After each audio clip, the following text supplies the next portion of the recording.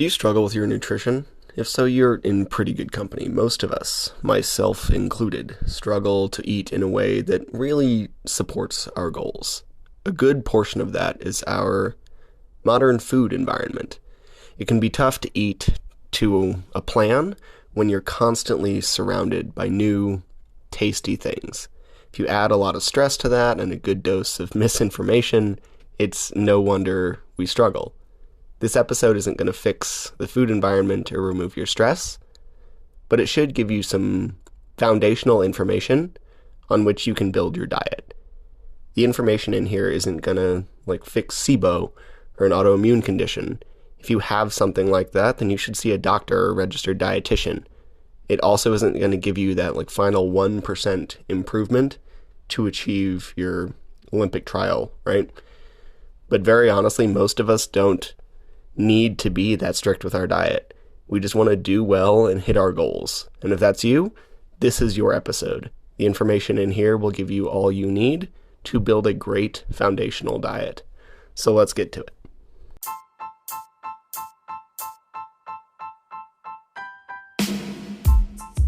Welcome to the Eat Well, Sleep Great, Run Far podcast. My name is Will Frantz, and I'm here to help you go farther, faster, and longer without injuries, gut problems, or giving up your favorite foods. All right, everyone, we are live. So today I'm going to talk about nutrition fundamentals, or the basics of nutrition, as much as we really can in a reasonable amount of time. There are a lot of new people in the group, and the rest of us might just benefit from a refresher, especially as we go into holiday seasons and everything. So let's talk about food basics. Before we get into anything, if you're doing well, then keep doing what you're doing. If you're happy where you are, then just keep doing what you're doing. I'm not a dietitian. I'm not a doctor. I'm a personal trainer, nutrition coach, running coach who knows a lot about food. And I'm going to do my best to provide you with as much of a unbiased, fairly comprehensive, basic approach as I can. It's 2022. Some of this information might be incorrect by the end of the year. We just don't actually know that much about nutrition, or at least as much as we might think we do if we look on, the people on Instagram. At the end of the day, you are your own person. You get to choose whatever you want to do. And all of those choices will have consequences, but they're choices all the same. Anytime somebody says you have to or you're not allowed, they are a liar. And if you see some guy walking shirtless through a grocery store talking about how a potato chip is going to kill you, he's definitely a liar. So if someone tells you a food is going to kill you, even though somebody has been thriving on it for thousands of years, also a liar. But we'll get into all of that later. Just a reminder, you're an adult. You always have a choice. Foods should not have strict dogmas associated with them. So I have 5 basic guidelines when it comes to food. And anytime you hear do this one thing or eat this one thing or don't do this one thing, you'll hit all of your goals. It is a great sign that you're about to receive terrible advice. So here are my 5 general rules. 1 is eat enough food to serve your goals. And that could be one of many things that we'll get into in a minute. 2, you would likely benefit from more protein, fiber, water, or all 3. 3 is eat whole, minimally processed food about 80 to 90% of the time. 4, don't eat stuff that makes you feel bad. This feels stupid to even say, but everybody has their own personal needs, right? My perfect diet is not your perfect diet. My perfect diet for me 10 years ago when I was trying to lose 50 pounds is not my perfect diet now as I'm about to get ready to run 50 miles, right? If something doesn't work for you, and if something doesn't work for you right now, don't eat it. Finally, break the rules occasionally, once, twice a week, at least once a month. Okay, let's not get so dogmatic into our eating patterns that it makes us stressed and unhappy, right? Food has multiple values. Some of them are nutrition. Some of them are health support. Sometimes it just tastes good, and that's okay. We're going into Thanksgiving and Christmas, and a lot of us get very hung up about certain things with holiday eating. And typically it is not either of those like specific days that causes all the problems that we're considering. It is typically the like flywheel that starts on Halloween, and then we just all often like go off the rails for 2 months, right? So break the rules occasionally, enjoy your food, and then we'll get back to whatever system works for you, right? First, to cover the like first part of eat enough to serve you goals, you have to know what you're trying to achieve when it comes to nutrition or health or whatever. And we can look at that from a triangle awareness. If you've been following me for a while, you have heard me talk about this. At one vertices of the triangle, there's performance. At the other vertices, you might have fat loss. And the third, you'd have longevity. For performance, this would be things like run really far, lift heavier, play in the NFL, right? And if you are targeting performance, you might gain some body fat. You might do some activities that are not necessarily the best for living to be 120, but you will, enjoy your performance and perform well. Like for running, I went into this knowing that I was going to lose some strength, especially in my like pushing muscles. My bench press and my shoulder press have gone down significantly.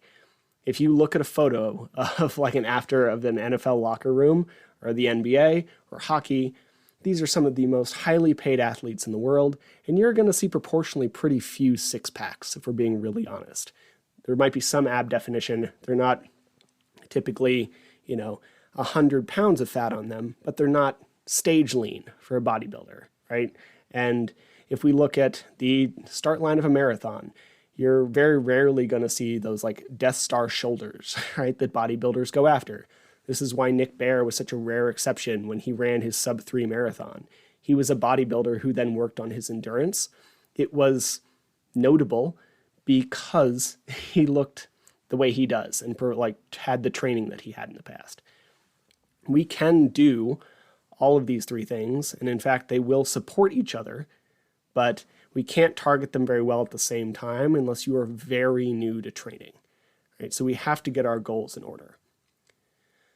Once we know what we're trying to achieve, then the next thing is eat enough to serve that goal.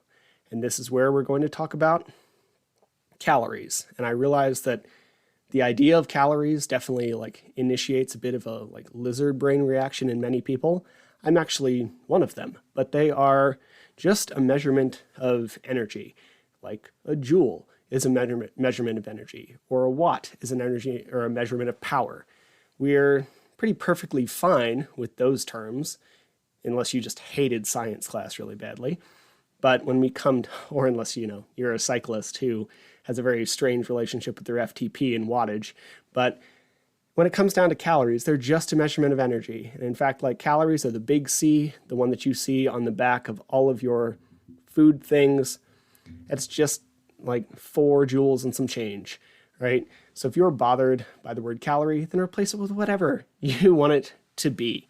Because regardless of what you call it, the most important thing when it comes to food and your goals is the amount. You have to eat enough. If we look at something like paleo, most people would agree it's a pretty high quality diet, right? The foods tend to be fairly high in fiber, fairly high in protein, a good amount of variety and whatever, right? But that was originally paired with CrossFit, and CrossFit is a highly glycolytic sport. It's very explosive, right? And it got paired with CrossFit because a man named Rod Wolf really liked both of these things. And it worked well in the sense that CrossFit was trying to make you kind of more of a functional human, and the paleo diet was kind of a health diet, right? But when we started having CrossFit being a sport, we ran into a lot of problems. If you don't know much about CrossFit, there were exercises like Grace, where you do 30 clean and jerks for time. And this meant men were trying to do 30 clean and jerks, bar off the ground to your shoulder, push it over your head, with a 135-pound bar in under 3 minutes. That's every 6 seconds you're doing a clean and jerk. We also have something like acid bath, where you're doing 500 meters ski on the skier, 500 meters on the rower, 1,000 meters on the bike, right? All in 6 minutes. And this is a great way to torch yourself if you're not eating carbohydrates. And then if we look at the other end of paleo, Rick Rubin, who music producer, great man, but he was trying to lose a bunch of body fat forever ago. I think he was over 400 pounds or something like that, and he was trying to lose some weight. And he was taking more this like paleo approach in the beginning, and he actually gained weight because there was no restriction on quantity. He was just eating things on the paleo list. And this included about a jar of almond butter a day, which if you eat 5,000 calories of almond butter a day, you're going to gain weight. So if we look at these things, amount matters. And you don't have to count calories, but they do count, right? So we need to eat an appropriate amount for our goal. And a lot of the time in our modern food environment, we should take some advice from a man named Layne Norton, who is like arguably the preeminent nutrition coach in the world. He has been making the rounds in some podcasts lately, and you might have seen him. He's talking about fat loss, but it's pretty true for most people. At the end of the day, you will probably have to gain or engage in some form of restriction to hit your goals. Because our food environment is like literally designed in a laboratory for you to overeat things, specifically carbs and fats, and to not eat enough like protein or fiber. So if you have goals for fat loss or longevity or performance, basically if your goal is anything different from the standard, like slowly lose muscle and gain some body fat as you eat more and move less, and then get frustrated every few months, then we will have to engage in some form of restriction. And the type of restriction is whatever works well for you. Layne's very noted as a macro counting coach, but he is very open about saying that it doesn't matter. Whatever you can do consistently that works for you is the thing you should do, right? And it doesn't have to be all or nothing. We can combine some of these things. For me, currently what's working for me is I will track my calories for a week or two every couple of months to see where I land and make some tweaks. I also don't allow a couple of very specific foods, ice cream and brownies, to live in my house. If I want them, I need to bake them and get rid of them, or buy the ice cream and then it's going to disappear because that's why it doesn't live in my house. A serving of ice cream is the container, right? So I also I try to eat protein and fiber every time I eat, and these things work well for me. For some people, it's keto. For some people, it's very strict macro tracking. For some, it's just food prioritization. Our environment is a mess. There are flavor scientists. If you haven't read any of the books by Michael Moss and you're interested in this topic, it's disturbing. Anyway, we have to find a system that works for us that allows us to move through the modern world. If you are trying to eat enough of the right foods to support your goal, and you've been struggling to make progress on that goal, you probably need to track what you eat, at least for a little while.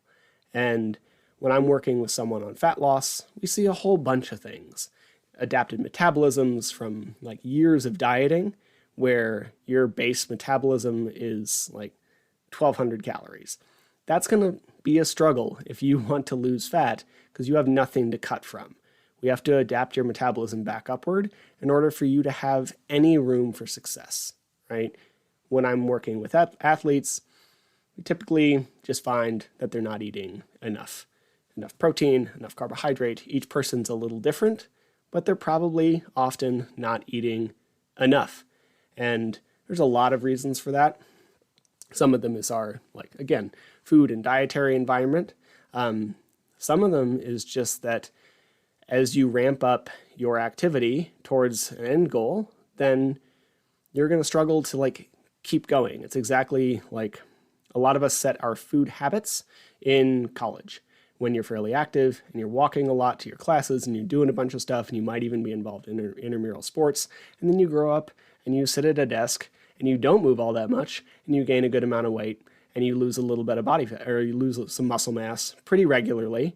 And then you just end up 20 years down the line and you kind of are where you are, right? This is the general pattern of our modern world. Same but reverse for athletes. You start running and you eat this amount, and then you add more running, but you're still eating this amount. And then you add more running and you're still eating this amount. And we just never scale up proportionally, right? So this is kind of where we might end up with issues. So when it comes to food tracking, that does not necessarily mean you need to use a calorie tracker. In fact, a lot of people don't, right? If you are, I recommend Chronometer or Chronometer. It is a great tool that will also show you your vitamin and mineral intake. And MyFitnessPal has just gone down the drain over the years, and now they charge for really silly things. So if you're gonna do one, I would go with that one. But you could also take photos of your food, or write in a journal, or target certain portions, right? You don't need to use strict measurements. Measuring everything in grams is incredibly effective. If you want to get on a bodybuilder stage, you either probably have to do that or have someone do that for you. But it can be super tedious. It is super tedious. So instead, we can look at hand size portions from Precision Nutrition or the Athlete's Plate. And I'll put some of these links in the comments and show notes later, right? But you could also use an app like Carbon Diet Coach. It's Lane's app where they coach you towards eating for your goals. You could use an app like the Renaissance Periodization app. If I was going to choose one of the two, I'd choose the former. Doesn't matter though. Whatever your methodology is, if you've been struggling to make changes for a little while, you probably need to see where you are. Do some identification, set a baseline, and then we can go from there. We can see this tracking running, right? If you never track your running and just go out and try to kill yourself a little bit, but sustain for a while, this is how we all fall into zone 3, the dreaded gray zone of training when we first start out. And it's not that it's bad. The reason it has become called the gray zone, or the heart rate zone of no adaptation, is because most of us do it so much when we first start that we have no room to make progress on it anymore. It's also kind of intense, so the recovery is harder, and you just tap yourself out. In fact, it's a really valuable training zone. It's probably where you're going to run a lot of some chunks of your races, but when that's all we do, we destroy ourselves. We need to figure that out.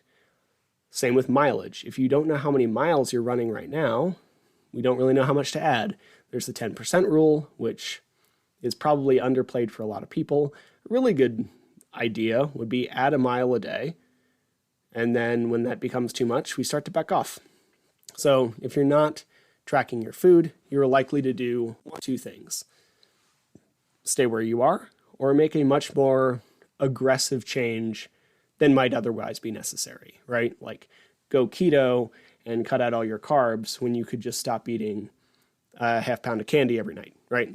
I know tracking fills some people with dread, then don't do it. You're an adult. You don't have to do anything, but changing how you eat is difficult. So if you're trying to make these changes, then getting your baseline is a pretty good idea, right? And you should never hate the process. You might not fully like it. It might be one of these things that you're going to do for a little while to see where you are. But if you do the work, you'll start to see some changes, and that will feed on itself, right? The goal of tracking is not to create perfection. It is to create some level of awareness. Our diet is probably a work in progress for a very long time. It is not a thing that you get it done and dusted and move forward, just like you don't, become a runner done. If you run for a couple years and become a decent runner and then don't run for 5 years, you're going to have to restart when you come back to running. So same with your diet. It's a thing that we constantly are tweaking and keeping an eye on. Again, because we don't live in a very good food environment. Now, once we talk about the right amount of food, we're also going to look at food quality, which is a frustrating term because this kind of leads to the good food, bad food mentality, but it's still useful, right? We need to eat. You can't just eat Cheetos all day and expect to get where you're going to go, right? And I love Cheetos, but still, it's not going to take you there. So we don't need to talk about quality all that much. I promise you, most of the time, you know what a high quality food is. there are individual differences. I already noted that. There are day-to-day differences. But most of the time, which is healthier? A entire pizza from your favorite fast food chain, or a home-cooked piece of chicken with a side of rice and quinoa with some nice, very colorful salad with a little bit of dressing? It is the latter. It is almost always the latter. We like to quibble over silly things like, are eggs bad, or is dairy going to be bad for you? Because it's frustrating to nail down what exactly is there, but rarely is that the issue. 99.999% of the time, it is the semi-daily fast food, beer, and deficiency of vegetables and protein. And then there are also other exceptions. If you just finished an ultra, you might need a whole pizza or two, and then another one the next day. Remember, eat enough. And if you have some disordered eating patterns, then you should work on those, right? If you've spent years fighting shame and guilt from pizza and donuts and you've done the work to overcome that, then nothing is more important to me than that. And as someone who kind of struggles with some more orthorexia things and prescriptive eating things from all of the stuff I've read over the years, occasionally some what we might call junk food, in heavy quotes, is actually good for your psyche. And that is going to be your priority, right? Again, we need to eat enough.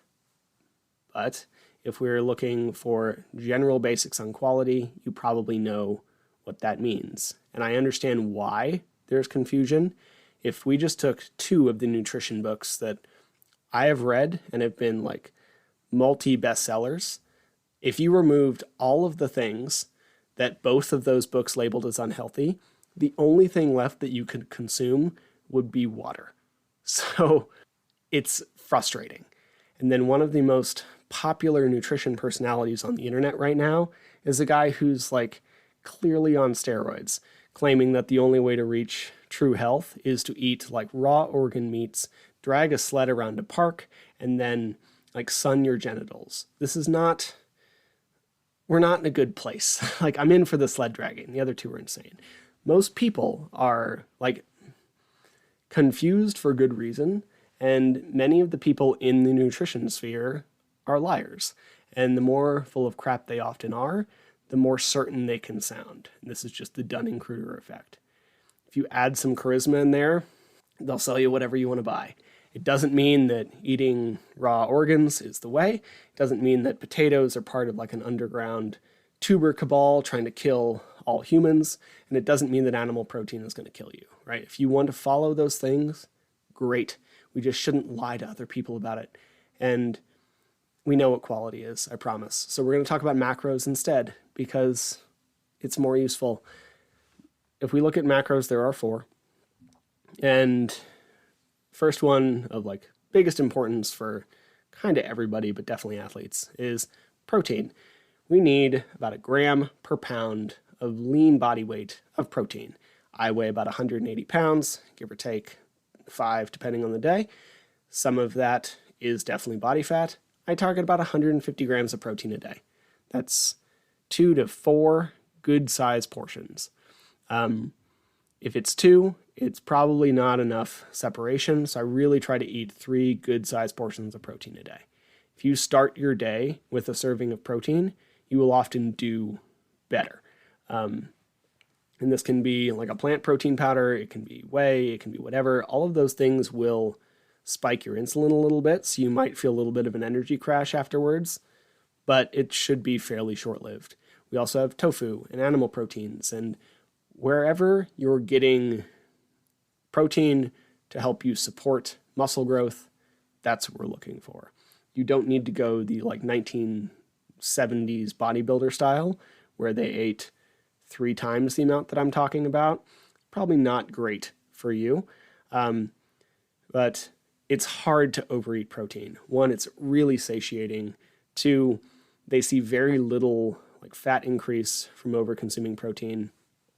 And the more time goes by, the less evidence we see of kidney damage, unless you already have kidney damage.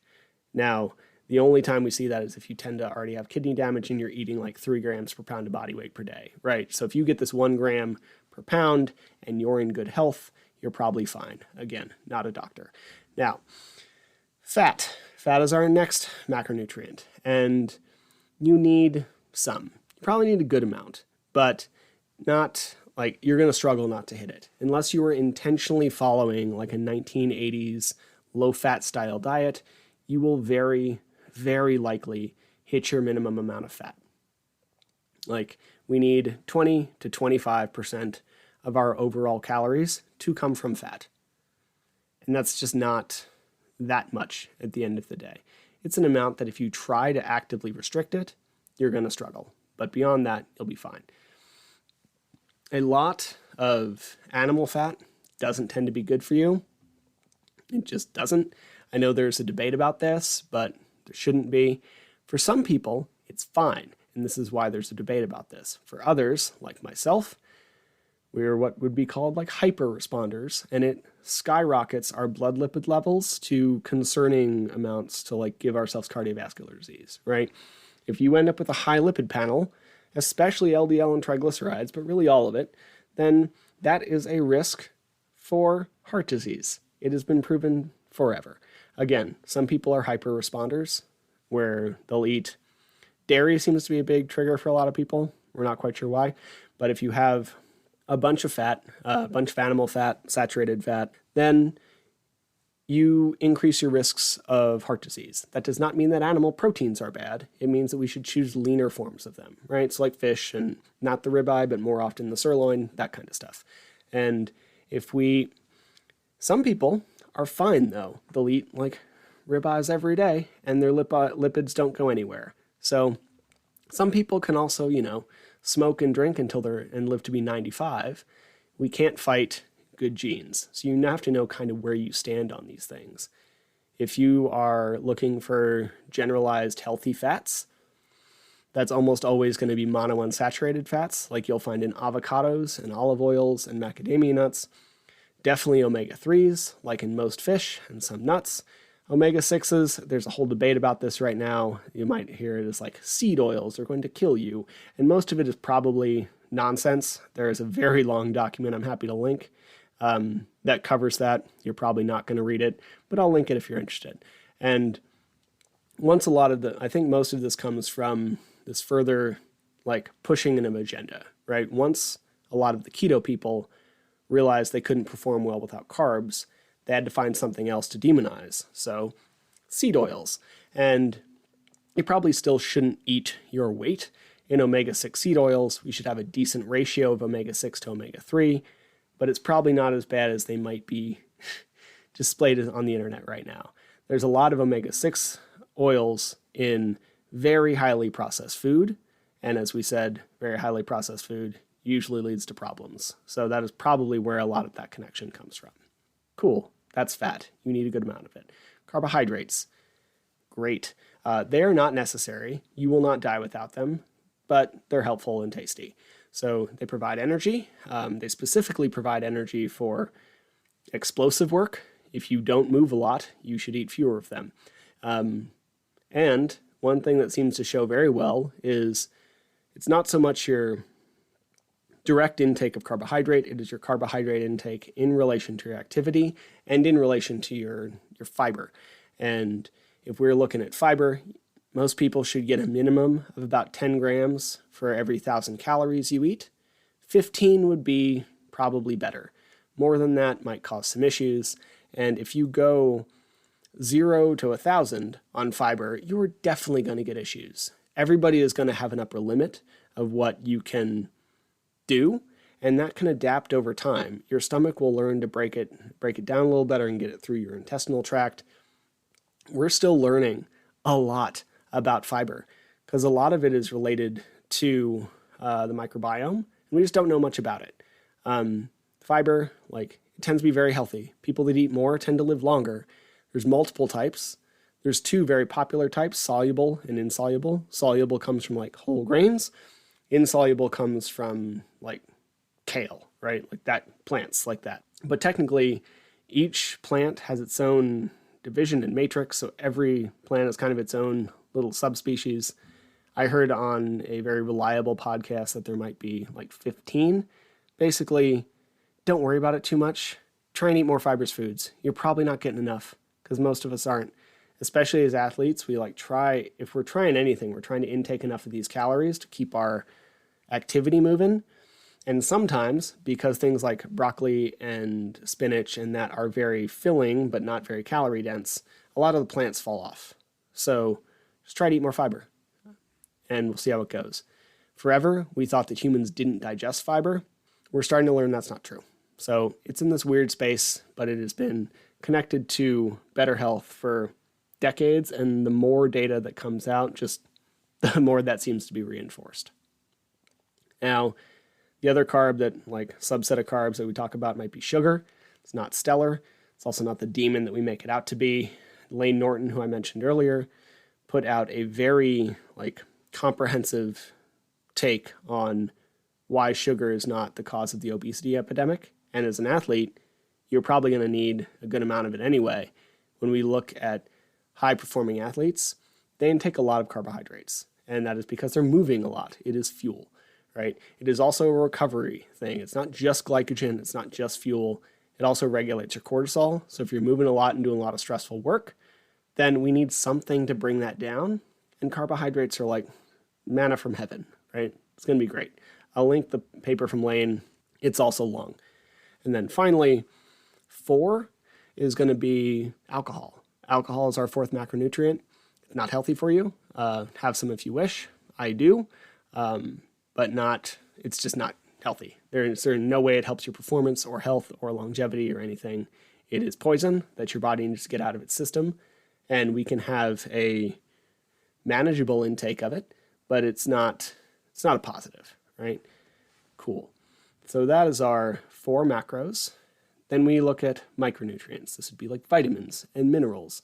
And you'll just get this by eating more variety, more colors, more whatever of whole foods.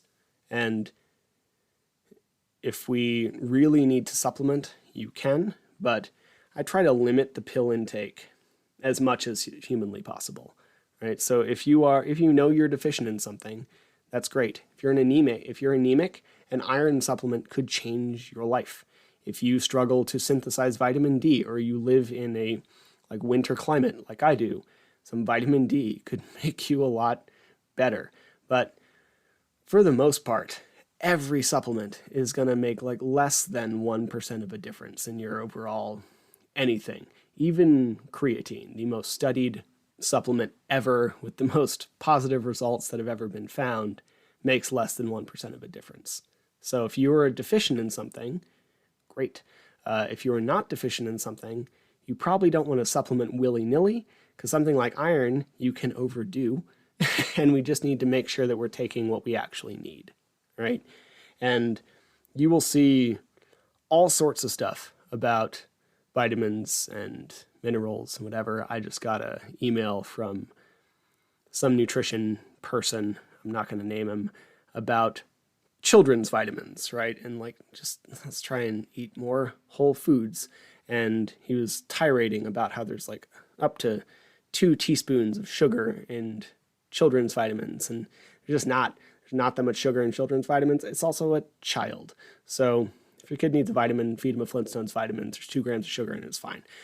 More likely, eat a salad. Now let's move to some of the other weird things. We've so far touched on calories and macros and quality and micronutrients. There's also notably outliers. So carnivore is making its way up right now. It is not a good diet for almost everybody, and clearly almost. It can be a great starter for autoimmune recovery. And depending how many autoimmune issues you have, you might never expand that horizon very much. There are a couple of people who went carnivore and then slowly tried to add things in and got destroyed again and took it back and then just that's what they eat. They eat meat.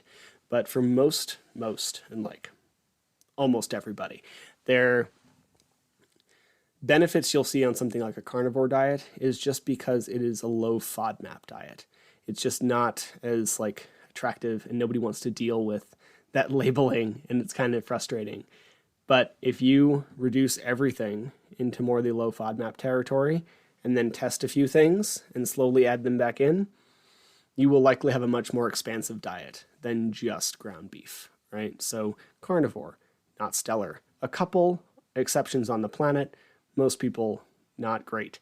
Keto can be helpful for certain brain problems. It was designed in the 1920s as a diet to help with epilepsy. There are some new studies indicating that it might be helpful for mental health, but it is not great for athletes. And we can use it during like a Maffetone style building period. Bob Seebahar created this like nutritional periodization protocol forever ago that can be used fairly well. But if you're trying to do speed work on a keto diet, you're going to struggle. And it's just not a great idea for most people, and it's not necessary for most people. Then we look at vegan, right? Like, I'm not talking about vegans who eat nothing but spaghetti and Impossible burgers. Like, that's just not a healthy way to go. Just like the omnivore who eats nothing but Big Macs all day is also not a great way to go. But I mean like more whole food vegans, those who eat a diet more similar to that of like Chinese Buddhist monks, right? There's a good amount of healthy carbs. There's lots of plants. There's lots of fermented foods. They have a good amount of protein from things like tofu and tempeh. This diet served like even, the Shaolin monks, right? And like, I went to a few Shaolin temples in my 20s, and they're better athletes than everybody listening to this. You can do a vegan diet correctly, but most don't, right? There's a huge increase in fiber. You get a lot of plant variety. You get a lot of good grains. You often get very healthy fats. But if you struggle with things like protein intake or anemia or B12, and you might not go that option or be ready to supplement, right? If most of the time, if a diet works for you, and let's define works as it helps you like approach your goal of living a better life for at least like a year or two, right? There are like, if we're saying a diet worked and as soon as you got off it, you immediately reverted to something you didn't like, that diet didn't work. It just didn't. If we have a sustainable diet, then there are two consistent truths. One, it's sustainable for you for one reason or another, right? Like, I originally lost a bunch of weight on the warrior diet, which is a very strict like 1 meal a day protocol. It served me well as someone trying to lose body fat as a busy 21-year-old, right? It was, and then the other thing is it was better than what you were doing before in some ways, but probably not always, but some ways. It, like, again, the warrior diet, it had a lot of problems. It led to more down the line, but it allowed me to get in touch with my hunger signals and realize like when I was just eating because I was bored, and it allowed me to get a little healthier at that point in my life. It also ultimately led to like injuries and problems, but we'll get to that in a second.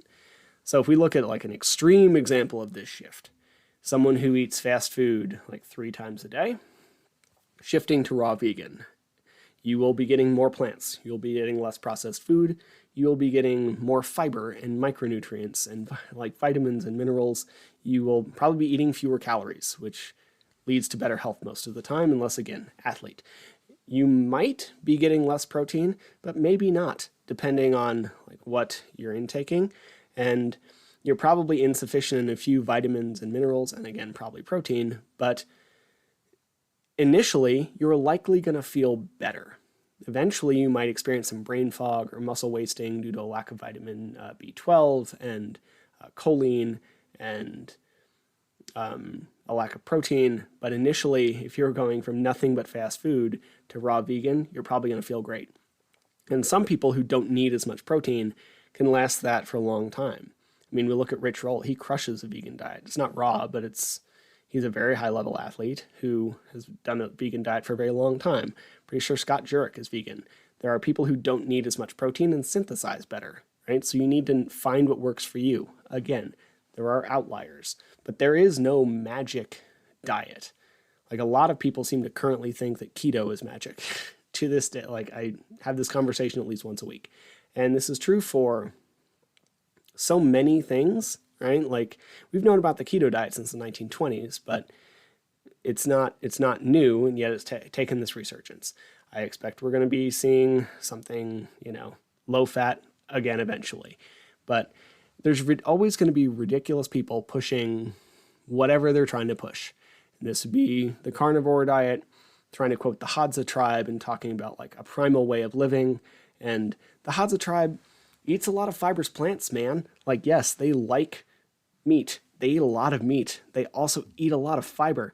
So if we're going to look at primal living as your standard, then we probably need to eat them too. You probably need to eat plants too, even if you don't like them. And we've seen people like Paul Saladino. He is the carnivore MD, and he eats a lot of plants now. Like, he eats a lot of fruit and a lot of honey because he wasn't performing as well as he wanted to. Cool. Intermittent fasting. There's no real magic here either. It's a great way for calorie control. It worked very well for me. I still probably technically do some version of it by whatever standard they're including these days, but it's not magic. There has been shown to be a very slight improvement on fat loss and health if you're doing an early window. So if your feeding window is like 8 to 4 or like 6 to 6, then we'll see a mild improvement, but not by much. And most of that is probably due to the fact that there is a huge gap between your final meal and sleep. Because when you're digesting, you're not resting. So digestion messes with your sleep. So if we put this big gap between your final meal and your sleep, then you're likely going to see some improvements on many metrics because you'll sleep better. Otherwise, like, all of the health benefits come from intermittent fasting just seem to be from caloric restriction. And we're still not talking like a 1 meal a day diet. An 8 to 12 feeding window like slightly improves health measures, but again, not a lot. And it can be undone quickly. If you end up binging even like one time per week as a result of this restricted eating cycle, then you're probably canceling out any benefits you're getting by doing it, right? So we need to realize that it's not magic. If there were a magic diet, it would be boring. It'd be one that avoids highly processed food like 80 to 90% of the time, and you cook a bunch of it and you support your activity and like recover well.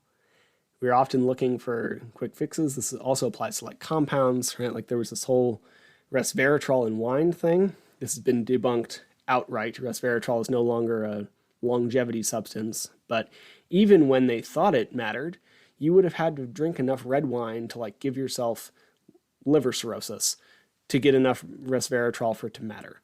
We see this in, this is a silly example considering where we are in the year, but tryptophan in turkey. There is not enough tryptophan in turkey to do anything in regards to sleep. You get sleepy after a Thanksgiving meal because you ate 3,500 calories in 30 minutes, right? That's enough to put you in a food coma. It has nothing to do with tryptophan.